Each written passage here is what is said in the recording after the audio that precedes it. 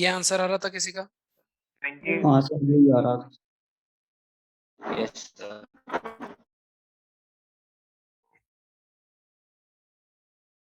तो 10th second का minus में आया, इसका मतलब साउथ है ना। माइनस का क्या मतलब है? साउथ, क्योंकि इस पूरे सवाल में मैंने माइनस को साउथ माना है और प्लस को नॉर्थ माना। तो माइनस और प्लस जो है आपकी खुद की सोच है, तो उसका मतलब भी आपको खुद को ही बताना होता है। ये बात आप अब तक सीख चुके होंगे। तो ये जानबूझ के वनडी के कुछ ऐसे सवाल मैंने आपसे कराए जिससे कि आपका बेसिक इंस्टिंक्ट खुले। आई तक कर लिए हैं, मतलब काफी 10-15 सवाल किए, अच्छी बात है। Let's move further. ये अगर आपने कॉपी कर लिया हो तो अपन मूव करें आगे और पढ़ते हैं motion in gravitation. Gravitation free fall या फिर बोले motion under gravity.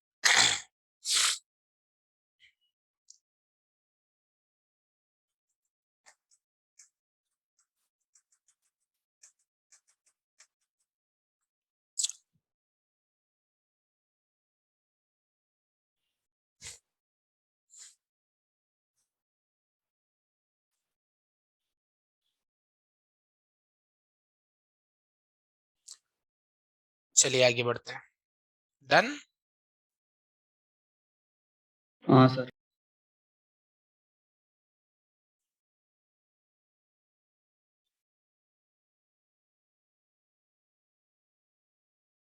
Motion under gravity हम शुरू करने वाले हैं, परंतु चैप्टर कौन सा चल रहा है?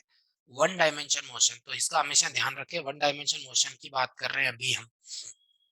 सबसे खास चीज ये है मोशन अंडर ग्रेविटी का कि अगर इस क्वेश्चन में, इन क्वेश्चंस में आपको एक्सीलरेशन अगर नहीं दिया हो तब भी कोई बुरी बात नहीं होगी। एक्सीलरेशन मोशन अंडर ग्रेविटी में आपको पता ही है, g equals to 9.8 metre per second square होता है, जिसे अप्रोक्सीमेटली हम लोग बोल देते हैं 10 metre per second square. Okay. 10 मान लेने से क्वेश्चन बड़े जल्दी सोल्व हो जाते हैं। बट अगर कभी प्रिसाइज क्वेश्चन का आंसर प्रिसाइज लिखना है तो आपको 9.8 metre per second square use करना पड़ेगा। बट 10 से आपके जल्दी आंसर आएंगे, बट अप्रोक्सीमेट आंसर आएंगे। मतलब इन सवालों में कभी आपको एक्सीलरेशन ना दिया हो तो सिंपली अपने को उसे 10 मानना है। कितना मानना है? 10 मीटर पर सेकंड स्क्वायर मानना है और आपका काम खत्म। तो मतलब आधे से ज्यादा सवालों में आपको जो है एक्सेलेशन जो है ना गिवन नहीं रहेगा।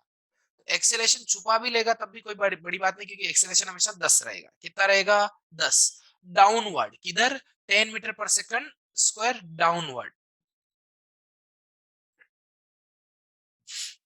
हमेशा डाउनवर्ड, भले ही ऑब्जेक्ट नीचे जा रहा हो तब भी डाउनवर्ड, ऊपर जा रहा हो तब भी डाउनवर्ड। हमेशा ये एक्सेलेशन जो है नीचे की तरफ होता है, 10 मीटर पर सेकंड स्क्वायर होता है और कांस्टेंट होता है। कैसा होता है बच्चों? कांस्टेंट। तो एक्सेलेरेशन का क्या मतलब होता है? एक्सेलेरेशन का मतलब होता है rate of change of speed. मतलब यहां पर स्पीड जो है 10 मीटर पर सेकंड स्क्वायर की रेट से नीचे की तरफ चेंज हो रही। मतलब अगर स्पीड 30 थी, अगर मैं इसे ऊपर की डायरेक्शन को प्लस बोल दूंगा, +30 बोलूंगा, तो नीचे वाले एक्सेलेरेशन को -10 बोलूंगा। प्लीज ध्यान दीजिए, acceleration due to gravity is not -10, it is 10 metre per second square downward. पर डाउन को हम लोगों ने माना है यहाँ पर इस सवाल या फिर इन सवालों में माइनस। समझे? माइनस हम बोल रहे हैं, रियल में वो डाउनवर्ड्स है। और हमेशा डाउनवर्ड का मतलब माइनस होगा ऐसा जरूरी तो नहीं है। तो नीचे की तरफ होने की वजह से मैंने इन सवालों को सोल्व करने के लिए मैंने माइनस माना। कोई दिक्कत किसी को इस बात से? अगर मैं v बराबर u प्लस 80 सिंपली लगा दूं तो आप आराम से बता सकते हो कि सर इनिशियल वेलोसिटी जो है 30, जानबूझ के 30 लिए, और वो +30 है। एक्सेलेरेशन -10 है, इनटू टाइम कोई भी लिखते जाओ, आपको वेलोसिटी मिलती जाएगी। जैसे 1 सेकंड अगर मैं इस इक्वेशन में रखूंगा तो आपकी वेलोसिटी हो जाएगी 30 - 10 20। कितनी हो जाएगी? 20 मीटर पर सेकंड। इसमें किसी को कोई शक है क्या?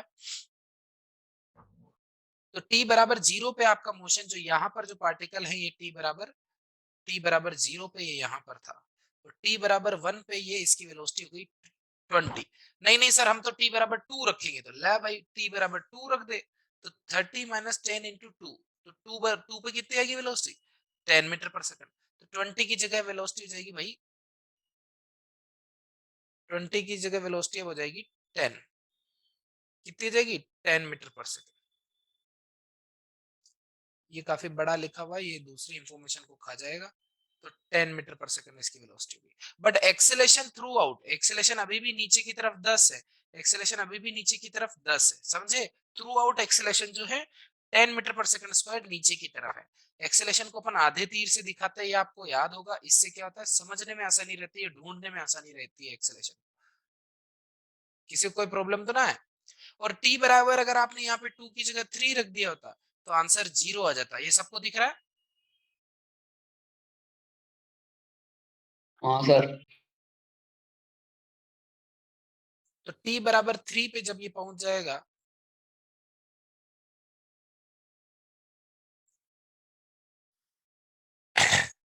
इसको भी ऐसे लिख देता हूं, ये t बराबर 3 पे इसकी वेलोसिटी आ गई 0 मीटर पर सेकंड। ये t बराबर 2 पे वेलोसिटी आ गई 10 मीटर पर सेकंड। ये t बराबर 1 पे वेलोसिटी है 20 मीटर पर सेकंड। तो यहां पर आप नोटिस कर रहे होंगे कि हर एक सेकंड में वेलोसिटी 10 घट जा रही, 30 से 10, 20 से 10, 10 से 10, 0।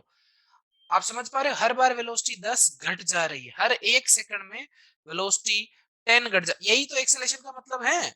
एक्सेलरेशन का मतलब क्या है? एक्सेलरेशन का यही तो मतलब है कि हर सेकंड में velocity 10 minus 10 metre per second बढ़ेगी, मतलब 10 मीटर पर सेकंड घटेगी। तो आप सिंपली सोच सकते हो कि आपको बस 10-10 घटाना है।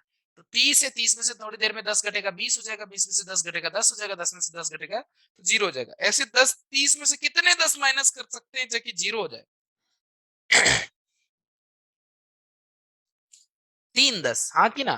तो इसको ऊपर जाने का टाइम यहाँ पर हम कैलकुलेट कर सकते हैं 3 सेकेंड्स।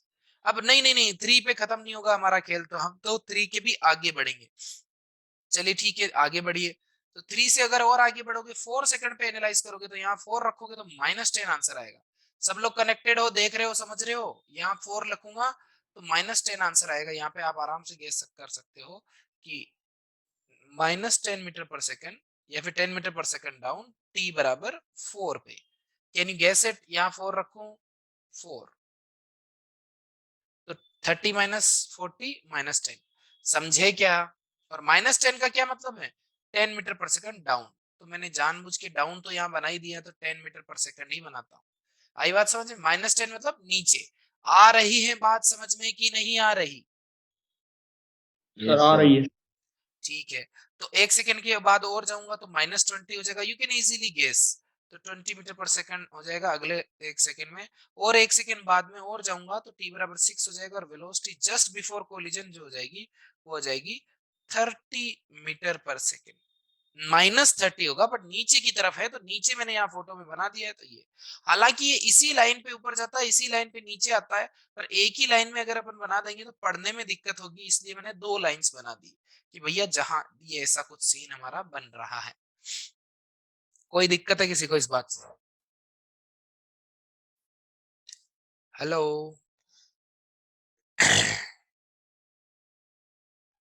No, sir. अभी तक तो मैंने बस वेलोसिटी और लोकेशन, वेलोसिटी और टाइम बनाया है। अब मैं बना रहा हूँ नेक्स्ट चीज जो है, इसकी लोकेशन। मिट नहीं रहा बस। ये t बराबर 0 पे था, कहा? 30 मीटर पर सेकंड। अब इसको मैं बोल सकता हूं फर्स्ट सेकंड का डिस्प्लेसमेंट, S01। इसको मैं बोल सकता हूं S12, बोलो हाँ कि ना? और इससे मैं बोल सकता हूं S23। बोल सकता हूं कि नहीं? हाँ सर।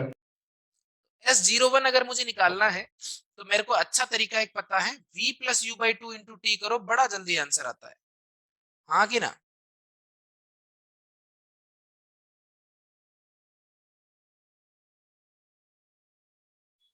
रेडी? S01 तो 30 और 20 का सम, 30 plus 20 divided by 2 into time. 0 से 1 के बीच में कितना टाइम होता है? 1 सेकेंड। तो ये आंसर आएगा 30 प्लस 20, 50 का आधा 25 मीटर। इसी तरह, नहीं नहीं सर, हम तो निकालना चाहते हैं S12। चलिए बताइए, 1 से 2 के बीच में ये वाला डिस्प्लेसमेंट कितना होगा बताइए? 15। 20, बिल्कुल सही। 20 प्लस 10 इंटू 1, 15 मीटर। शाबाश। S23 कितना होगा ये वाला? 5 मीटर। हाँ, 10 प्लस 0/2 इंटू 1 बराबर 5 मीटर। तो अगर अपन इसको इस तरह से यहाँ पर फोटो में ना लिखे, डायरेक्ट वैल्यू रख दे, तब भी आप समझ में आ जाएगा। ये 25 है, ये 15 मीटर ऊपर जा रहा है, और अगले सेकंड में ये 5 मीटर ही ऊपर जा रहा है। तो इस तरह से इसके ऊपर जाने का रेट भी कम हो रहा है। क्यों? क्योंकि उसकी स्पीड घटती जा रही है ना जैसे जैसे ऊपर जा रहा है। इसी तरह अगर आप यहाँ पर एक और चीज देखो, S34 निकालू मैं। ये निकालू S34, तो S34 इसके सामने लिख रहा हूं। S34 अगर मैं निकालूंगा तो देखिए कितना आता है, 0 10, 0 से -10, तो 0 - 10/2 इंटू 1 -5 मीटर। बोलो हाँ की ना? S45 बताइए, S45 ये वाला बताइए।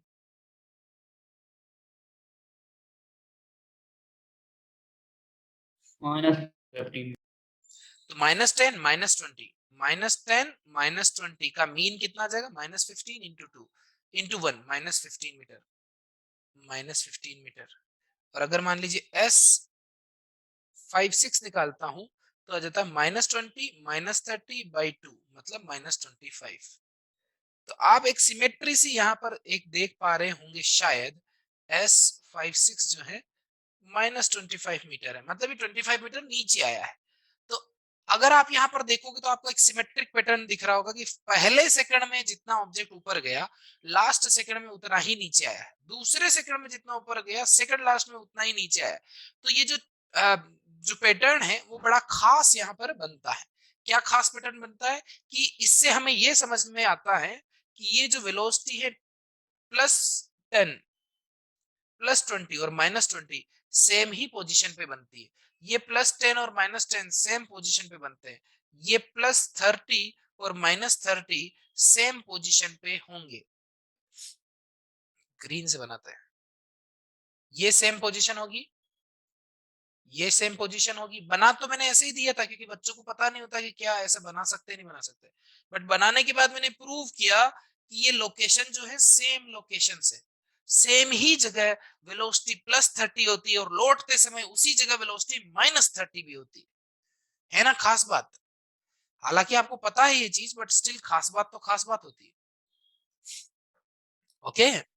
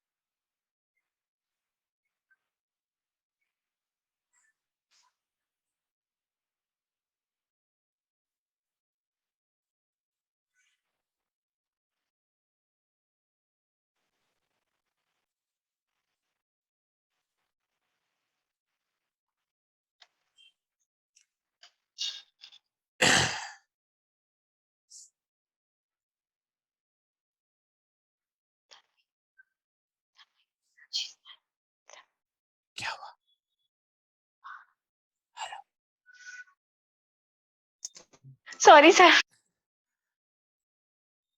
माइक्रोफोन बंद कर लोगे तो कोई भी नहीं सुनेगा, और उसे माइक्रोफोन ऑन रख के धीरे धीरे बोलोगे तो सब सुनेंगे।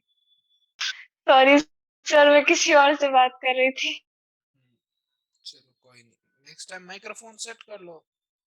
Okay, it's simple. हाँ जी, कॉपी हो गया क्या? सर वो गलती से ऑन हो गया। कोई दिक्कत। Have you copied it? Yes sir. इसमें से कोई भी डेटा ऐसा तो नहीं लग रहा सर, ये ऐसे तो सही नहीं लग रहा हमको, ये तो गलत बात लग रही है। थ्रू आउट द मोशन अगर आप ग्रेविटी को नोटिस करोगे तो वो हमेशा डाउन ही है, भले ही ऑब्जेक्ट नीचे जा रहा हो कि ऊपर। तो ग्रेविटी भी मैं यहाँ पे 10 बना ही देता हूँ, 10 मीटर पर सेकंड स्क्वायर। कहीं पे भी बनाऊंगा तो 10 metre per second square, gravity नीचे ही है। ग्रेविटी अभी भी नहीं 10 metre per second square, gravity acceleration due to gravity full throughout नीचे ही है। अलग कलर से बना देते हैं, ऐसा करते हैं, एक्सेलरेशन ड्यू टू ग्रेविटी को बना देते हैं पिंक, है ना। लड़कों का फेवरेट कलर होता है, उनको बड़ा पसंद आता है।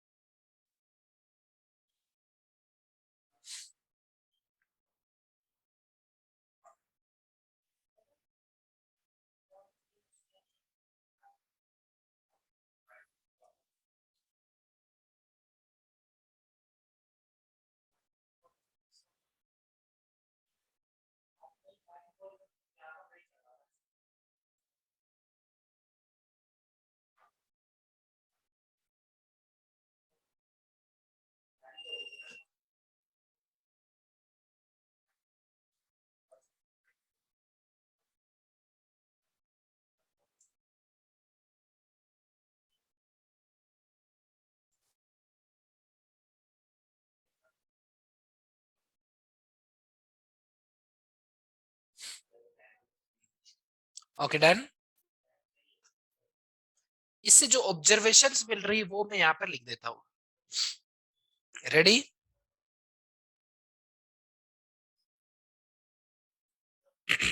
जो नोट्स यहां से बन रहे हैं वो मैं आपको बताता हूं। Acceleration due to gravity is acceleration due to gravity is always downwards and constant। कितना?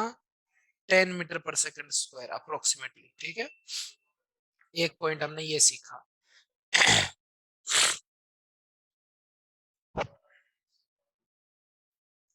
ठीक है, दूसरा पॉइंट हमने ये सीखा कि जो ये है 10 मीटर पर सेकंड स्क्वायर नीचे की तरफ से, तो ये नीचे डिक्रीज होता जाता है समय के साथ। ये डिक्रीज होता है वेलोसिटी, और वेलोसिटी डिक्रीज होकर एक लिमिट पे जाके जीरो हो जाता है, फिर वापस वो वेलोसिटी इंक्रीज होता है और सेम हॉरिजॉन्टल लेवल पे सेम स्पीड आती है। Speed of object at a given horizontal level is same। Speed same रहती, मतलब ऊपर जाते समय और उसी पॉइंट पे नीचे आते समय जो स्पीड रहेगी वो सेम रहेगी। यहाँ स्पीड 15 है तो नीचे जाते समय उसी पॉइंट पे स्पीड वापस 15 आएगी।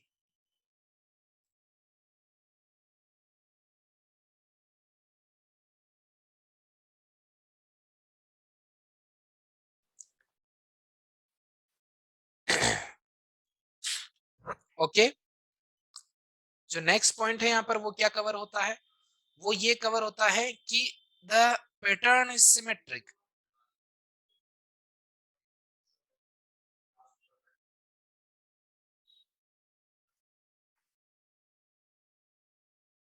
in upward and downward motion।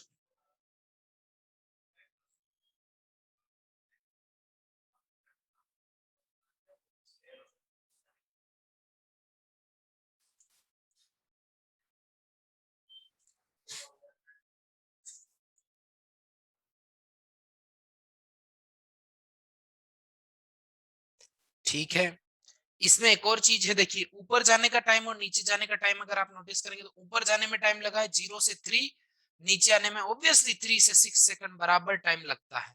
ठीक है, तो ये जो है जानबूझ के हम ग्राउंड टू ग्राउंड प्रोजेक्टाइल बोल रहे हैं, ग्राउंड से फेंक रहे हैं और ग्राउंड पे ही कैच कर रहे हैं।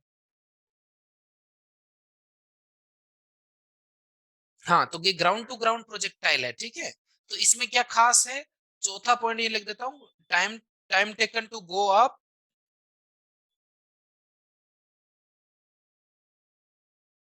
is equals to time taken to go down.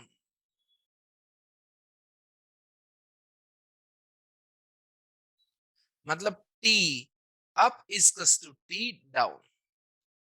ये आपका बेसिक फंडा है। अगर ध्यान दीजिए जिस जगह पर फेंक रहे उसी जगह पर गेंद वापस आ रही, ठीक है, नोट ऊपर नोट नीचे, है ना। सिंपल थ्रो जब होता है तब ये चीज होती है कि टाइम अप और टाइम डाउन जो है बराबर होते हैं। Is that fine?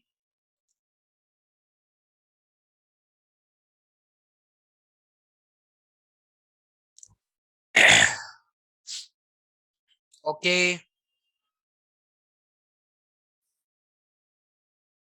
Yes sir. अब इस चीज को हम लोग जैसे यूज कर लेते हैं, इस तरह से बता देते हैं कि v equal to u plus at है। वासुवीर,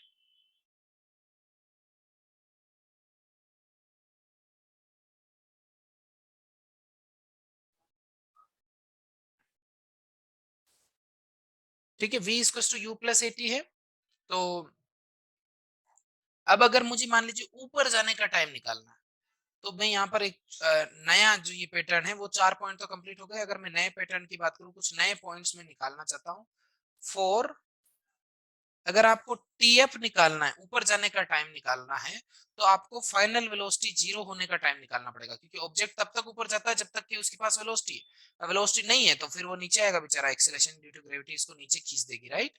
तो अगर वो उसके पास ऊपर जाने का मौका है तो ऊपर जाएगा, और कब तक ऊपर जाएगा, जब तक कि उसकी वेलोसिटी 0 नहीं हो जाती। तो वेलोसिटी फाइनल 0 करनी है तो u प्लस एटी को मैं 0 कर दूंगा। ओके,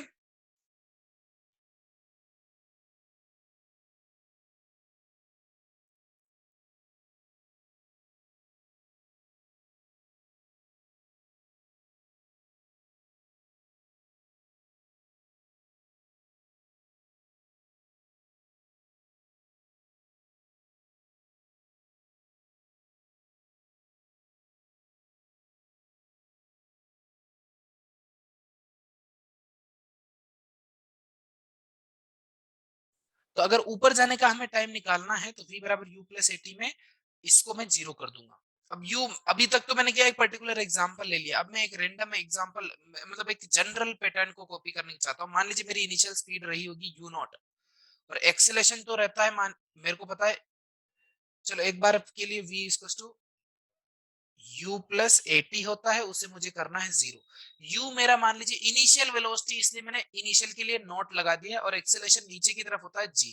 u ऑब्वियसली ऊपर होगा, एक्सेलरेशन हमेशा नीचे की तरफ होगा, तभी तो ऑब्जेक्ट को ऊपर फेंक रहे हैं, और एक्सेलरेशन ड्यू टू ग्रेविटी नीचे है। ठीक है, तो u माइनस जी टी, इसको करना है मेरे को 0। तो इससे जो मुझे टाइम आएगा वो टाइम कौन सा टाइम आएगा, ऊपर जाने का टाइम। ये जो टाइम है वो एरा गेरा टाइम नहीं, ऊपर जाने का टाइम है, u नॉट बाई जी। अगर इनिशियल वेलोसिटी आपकी 10 है तो आपको 1 सेकंड लगेगा ऊपर जाने में, और अगर आपकी इनिशियल वेलोसिटी 100 है तो आपको 10 सेकंड लगेंगे ऊपर जाने में। इनिशियल वेलोसिटी अगर आपकी 110 है तो आपको 11 सेकंड लगेंगे ऊपर जाने में। आई बात समझ, एज सिंपल एज दैट, एकदम सिंपल सी मैथ है। Okay, yes sir. ये आपको ऊपर, और यही फॉर्मूला यहां से मैच करके मैं सेम चीज can be said for downward motion. But ये डाउनवर्ड और अपवर्ड बराबर कब है, जब सेम लेवल से फेंका और सेम ही लेवल पे गिर रहा हो। ऐसा नहीं कि बिल्डिंग के ऊपर से फेंका और फिर जमीन पे गिर रहा है, नहीं, बिल्डिंग के ऊपर से फेंका और बिल्डिंग के ऊपर तक का एनालाइज करोगे, यहां तक का, तो यहां से यहां अगर 2 सेकंड लगाए, यहां से यहां 2 सेकंड लगाए, तो यहां से यहां में भी 2 सेकंड ही लगेगा। एज सिंपल, एकदम सिंपल सी चीज है। यस और नॉट? तो ये ground to ground yes sir. Projectile की बात है, तब ये हमारा मुमकिन है। Is that fine?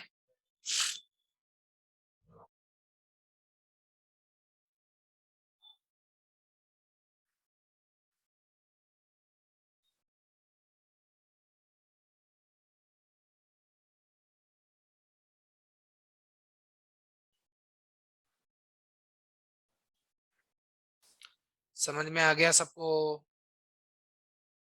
हाँ सर। कॉपी कर लिया?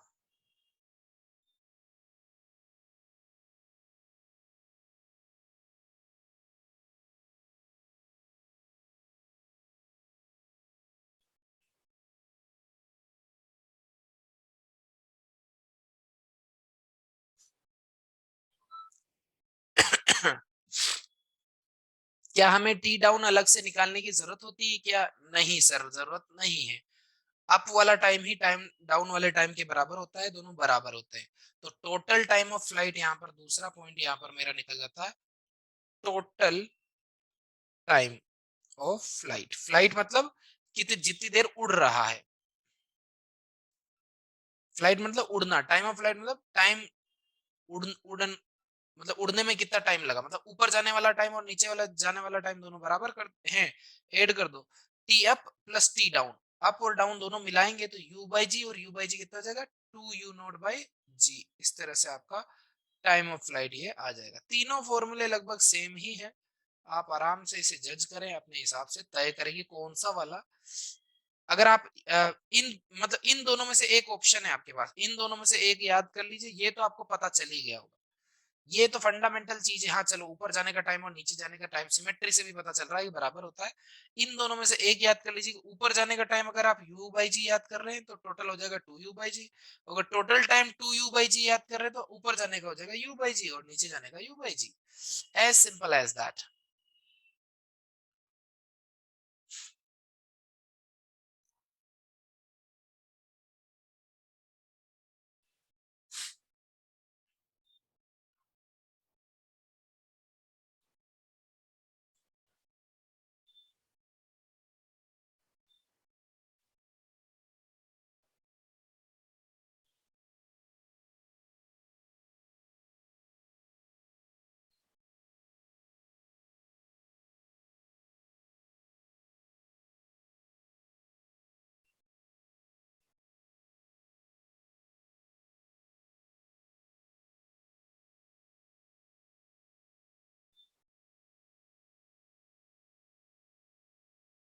हो गया कॉपी?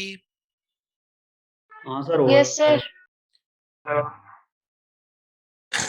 चलिए, अब एक और चीज है कि ये कितनी ऊंचाई तक जाता है। जो टोटल इसकी हाइट जो इसे अटेंड कर सकता है उसे बोलते हैं H max, maximum height, H max. ठीक है, तो अब अगर अपन जोड़ना चाहे तो ऐसे ऐड कर सकते हैं, 25, 15 और 5 मतलब 25, 45 के आसपास कुछ। हाँ 45 आंसर आ रहा है, ठीक है। बट ऐसे ऐड कर करके एच मैक्स अपन नहीं निकालेंगे, ठीक है। तो एच मैक्स कैसे निकालेंगे, इक्वेशन से कैसे करते हैं ये मैं आपको दिखाने वाला हूँ, ठीक है। तो एच मैक्स के लिए अगला जो टॉपिक है, अगला जो पॉइंट है वो यही मैं डाल रहा हूं, फॉर मैक्सिमम हाइट, जिसे एच मैक्स बोलते हैं। टाइम ऑफ फ्लाइट को कैपिटल टी बोलते हैं। एच मैक्स के लिए अगर मैं बात करूं तो हाइट मैक्सिमम कब होगी, जब वो चलना बंद हो जाएगा। तो हाइट मैक्सिमम भी तभी होती है जब फाइनल वेलोसिटी जीरो होती है। इसका मतलब है आपको फाइनल वेलोसिटी जीरो करनी है। अगर आपकी फाइनल वेलोसिटी जीरो नहीं हो रही तो ये रुक ही नहीं रहा, रुक नहीं रहा तो एच मैक्स कहाँ आया। जब तक ये जाता जाएगा एच मैक्स अब रुक गया, ये लौट गया। तो जब रुकता है तभी लौटता है, ये बात भी हमें पता है। तो जीरो से लेके फाइनल वेलोसिटी जीरो होने तक जो डिस्प्लेसमेंट होता है वो एच मैक्स कहलाता है, ठीक है। तो फाइनल वेलोसिटी इसमें जीरो होती है, ये इसकी कंडीशन है, ठीक है। तो v square equals to u square plus 2as में यहाँ पर लगा देता हूँ। फाइनल वेलोसिटी तो जीरो करनी है। u मेरा कितना है, लेट्स से u नॉट, और 2 एक्सेलेरेशन मेरा नीचे की तरफ है g, और h जो आएगा वो मैं उसका नाम h max लिख रहा हूँ। क्या लिख रहा हूँ, h max। आई बात समझ में? तो यहां से मेरा h max जो निकल आता है वो आता है u not square by 2g। और ये भी आपको याद रखना है, okay. You not square by 2g आपका एच मैक्स है, ये इतना ही ऊपर जाएगा और इतना ही नीचे आएगा। तो टोटल डिस्प्लेसमेंट की अगर आप कभी बात करोगे तो वो जीरो होगा, ओके।